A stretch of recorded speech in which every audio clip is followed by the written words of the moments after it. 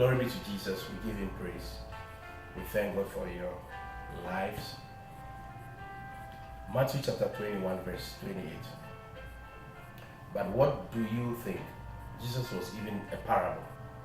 There was a man who had 2 sons. He went to the first one and said, "Son, go and work today in the vineyard." It was a direct command. Go and work in the vineyard. "I will not," he replied. But later he changed his mind and went. Then the man went to the second son and told him the same thing. "I will," he said, but he did not go. Which of the 2 did the will of his father? The first, they answered.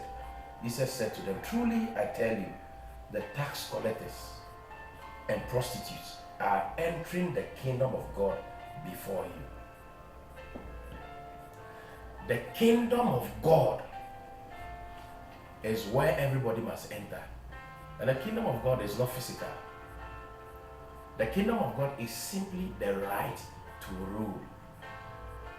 So you can be born again and still be stuck in your position of salvation. You need to move into the kingdom where you demonstrate power. See, the kingdom is a demonstration of Christ. You rule your space. You rule territories. You rule your body. You rule wherever you find yourself. You are able to take dominion. You are able to manifest Christ into spaces. That's the kingdom of God.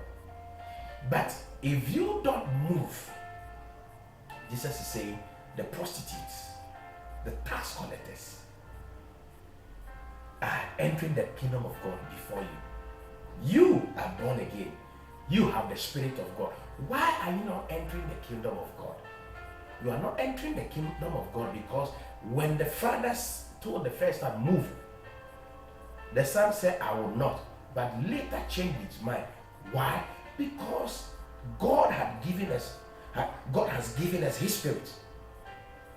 So if God instructs you, the Spirit of God will confirm, will prompt, will urge you, will encourage you to act. So even when you are unwilling, remember consciously there's something sitting inside you that is constantly prompting you, and that is called the Spirit of God. He said he would not, but after some time he changed his mind. Now this one was justified before God because he moved and acted in the vineyard. It has nothing to do with your capacity or your ability, because once you have the Spirit, you have capacity and you have ability. But if you don't move into the vineyard and work, you can't take dominion. The second son said, "I will," but he did not go. So it's not a matter of rest. The kingdom is in the demonstration of the power of God. He said, "I will work in your vineyard," but he did not go. So you can do all the talk. If you don't take action and move for God, there is nothing you will receive. You will live a defeated life even though you are born again. Glory.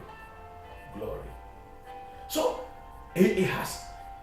when he came to them, he didn't test them on capacity, because when God gives you the Spirit, the debate about whether you have capacity to do or not is not there. Because once you have the Spirit, you have capacity.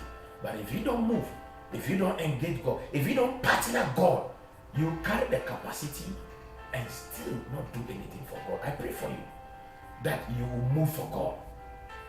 That in that workspace, remember you are representing Jesus and represent him well by taking dominion, by demonstrating Christ in that secular workplace.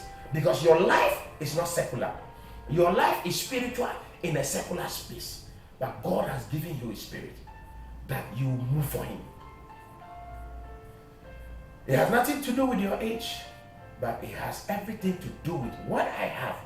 What can I do with it? How do I move? From today, you move for God. This is Pastor Edamado. God bless you.